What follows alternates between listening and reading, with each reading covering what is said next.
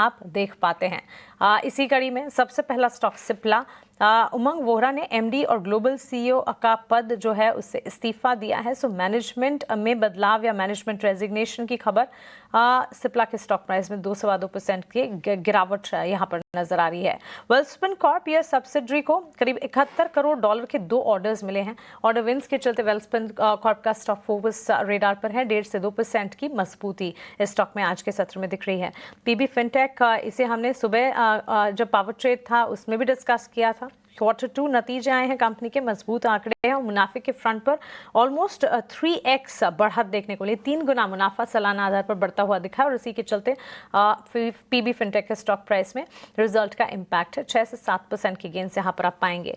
सेजुलिटी one of its quarter कहा जाएगा, सबसे अच्छा रिस्पांस नतीजों के लिहाज से सेजुलिटी के रिजल्ट में देखने को मिला। मजबूत रिजल्ट, मुनाफा करीब 69% बढ़ता हुआ देखने को मिला और क्वार्टर ऑन क्वार्टर बेसिस हर लिहाज से, हर पैरामीटर पर नतीजे अच्छे थे।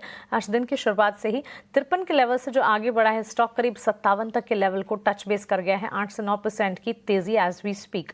महानगर गैस लिमिटेड कमजोर आंकड़े थे, मुनाफे में करीब 40% की कटौती हुई। क्वार्टर ऑन क्वार्टर बेसिस पर एमजीएल के स्टॉक प्राइस में 2% की गिरावट है। और डॉक्टर रेड्डीज लेबोरेटरी, इनकी कनाडा की फार्मा ड्रग डायरेक्टरेट से नॉन कंप्लायंस जो मिला है उसके चलते सेंटिमेंट खराब हुए हैं। 4% की गिरावट इसमें भी। दिलीप बिल्डकॉन और श्रीराम प्रॉपर्टीज पर भी फोकस रखें। दिलीप बिल्डकॉन को 307 करोड़ का एक ऑर्डर मिला है और श्रीराम प्रॉपर्टीज में भी हिंजेवाड़ी पुणे में जॉइंट डेवलपमेंट के लिए कंपनी ने करार किया है। सॉडविन बिजनेस एक्सपेंशन की तर्ज पर ये दोनों स्टॉक्स भी फोकस रेडार पर हरे निशान के साथ ट्रेड करते हुए। लेकिन ये तो हो गई स्टॉक वाइज मार्केट की तस्वीर, लेकिन इंडेक्स पर अगर नजर डालेंगे बिकवाली पाएंगे। निफ्टी, बैंक निफ्टी, बेंचमार्क्स और ब्रॉडर मार्केट्स में गिरावट है। इस बीच कोरोमंडल इंटरनेशनल के नतीजे आपके स्क्रीन पर आप देख रहे हैं।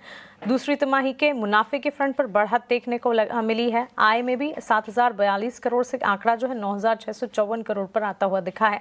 सो रेवेन्यू के फ्रंट पर बढ़त है। कंपनी के मुनाफे में भी बढ़ोतरी हुई है। 505 करोड़ से मुनाफा 805 करोड़ पर जाता हुआ दिखा है। तिमाही आधार पर नतीजे quarter on quarter basis Coromandel international के। हालांकि बाजार का टेक्सचर खराब है तो स्टॉक में मूवमेंट पॉजिटिव अभी आ नहीं पाई है।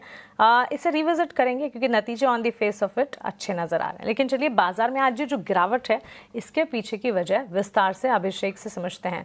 अभिषेक, आज सुबह लगा तो था जब ग्लोबल सेटअप हम समझा रहे थे, बाकी सारे ट्रिगर्स की बात कर रहे थे, एफआईएस की सेलिंग की बात हो रही थी, लेकिन बाजार ने फिर भी संभाला नहीं अपने आप को। क्या वजह देख रहे हैं इस बड़ी गिरावट की?